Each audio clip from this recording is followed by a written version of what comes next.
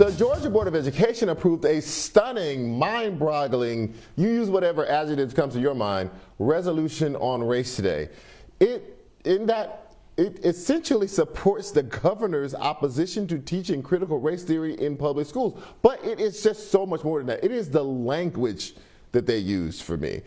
In an 11-2 vote, the board passed a resolution that not only declares the United States of America is not a racist country and that Georgia is not a racist state, it also describes slavery and racism as, quote, deviations from the, quote, authentic founding principles of the United States. Deviation. This land that would become the United States had slavery for nearly 250 years. It has only been without slavery for fewer than 160 years. When the Declaration of Independence was written, there were 500,000 enslaved Africans in what would become the United States. And many of the men writing the Declaration of Independence were enslavers. Slavery was not a deviation. Slavery was the foundation.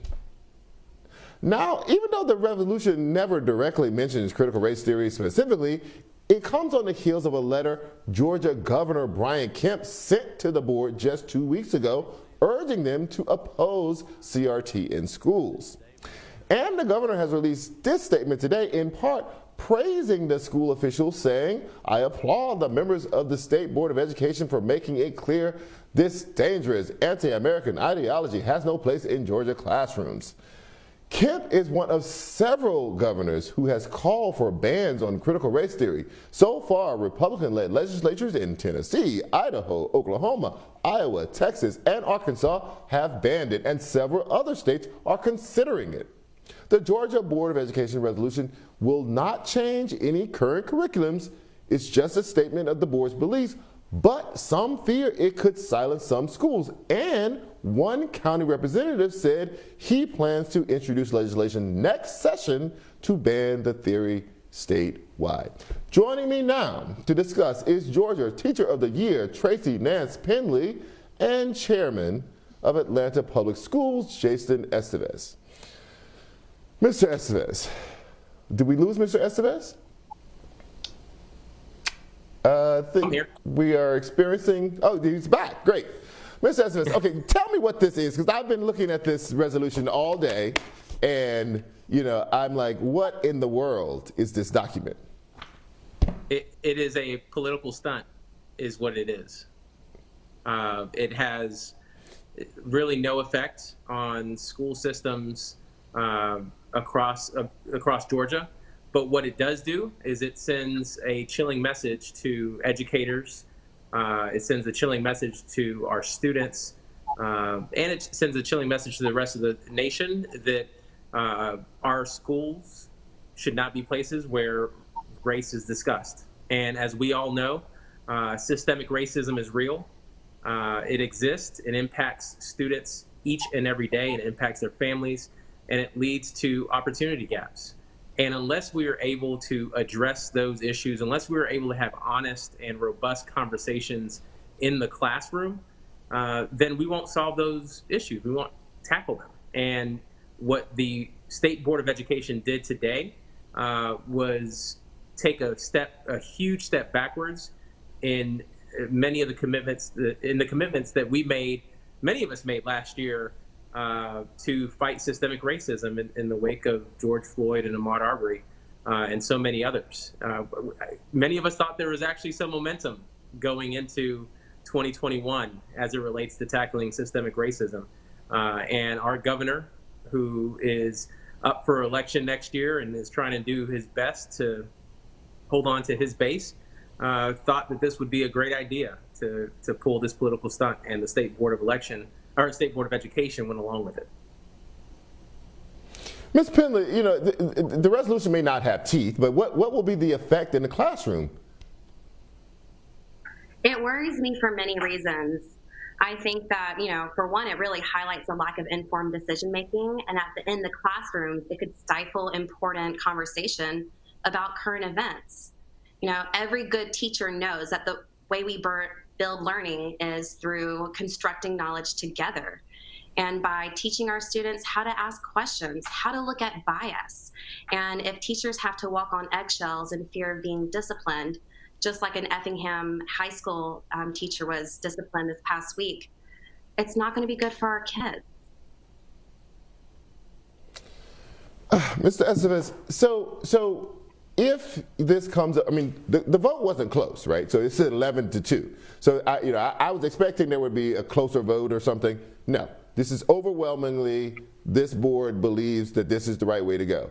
If this is introduced, as one county representative says he's going to introduce it in the legislature in the next session, do you believe that this could become law, or some version of this could become law in Georgia?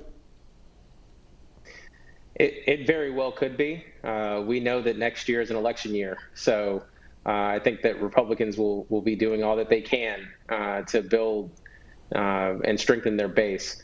Let's not forget that the State Board of Education can also make it a rule. So the resolution is simply a statement, non-binding on districts, but they could make it a rule, which would be binding on many districts across the state. So we have a fight on our hands to make sure that we are sending a message to the governor, that we are sending a message to State Board of Education members that this is wrong, that this is a bad position to take, right, when 58% of your students in public schools in the state of Georgia are Black and brown. We are not protecting those students. And in fact, we're sending the opposite message to those students. So we're going to have to fight. So, and also am I wrong about this? Isn't the board responsible for buying the textbooks? So basically, just am I right about that, or are the textbooks bought by someone else? The board is only responsible for standards. Outside of that, each school district decides what curriculum they will adopt. Okay. So yeah. Here, Ms. Pendley, I just have to get, so this clause in this thing struck my eye. An individual, basically this couldn't happen. An individual by virtue of his or her race or sex bears responsibility for actions committed in the past by other members of the same race or sex. You can't have that. An individual should feel discomfort, guilt, anguish, or any form of psychological distress on account of his or her race. What in the world? I don't understand that. Like, so we can't even have history be uncomfortable? Absolutely. And how are we going to learn if not through those difficult conversations? And that includes for people who are in all types of different skins. Something that one of the reasons I am the Georgia Teacher of the Year is because I make myself vulnerable in the classroom. I allow students to tackle tough subjects, and I validate their experiences. I think that clause that you just read is a very slippery slope. It's based on feelings. So now if this becomes a rule, a family can say, well, that teacher's class made my child feel a certain way. I think it's a slippery slope, and it's a dangerous path that we're headed down.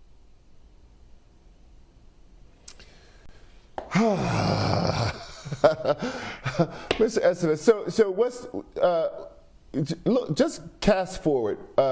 If we have the governor of the state insistent that we can have no critical race theory, I'm not even sure these people know what critical race theory is, but I'm just going to just submit that they know what it is, that it's not just a catchphrase that has race in it, which I think for 99% of people using it, that's what it means.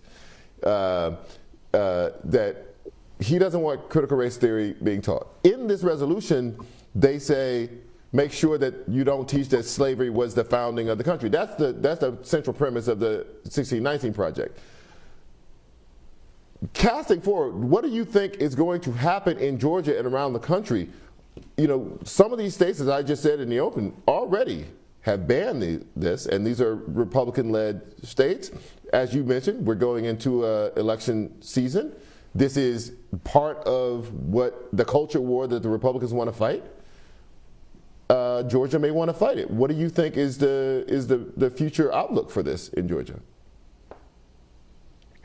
Well, I think the key is, and what we saw in this last election in 2020 and is that organizing matters and local cities and municipalities matter. So school districts like Atlanta Public Schools, of which I'm chair of the board, and Ms. Pendley is a educator in, is incredibly important to be leaders in this conversation. And we as a district are going to stay focused on equity, on race issues, and continue to have the challenging conversations that the governor is trying to silence.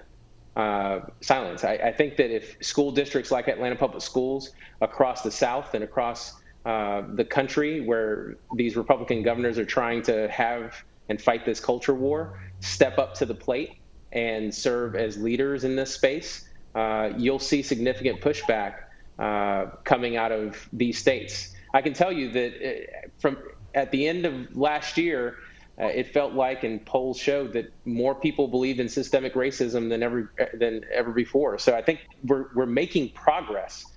We just need to continue to have the difficult conversations that Republicans are trying to stop. And it's going to be up to districts like the Atlanta Public Schools District to ensure that our students and our teachers are given the space and the opportunity to have those conversations, regardless of what the politicians say at the state capitol. Tracey Nance Pendley and Jason Esteves. Listen, my mother was a teacher all her life. Now she's on the school board. My brother's a teacher. I have the utmost respect for what you guys do, and I really want to thank you for joining me tonight. Really appreciate it. Thank you so much. Thank you for having me.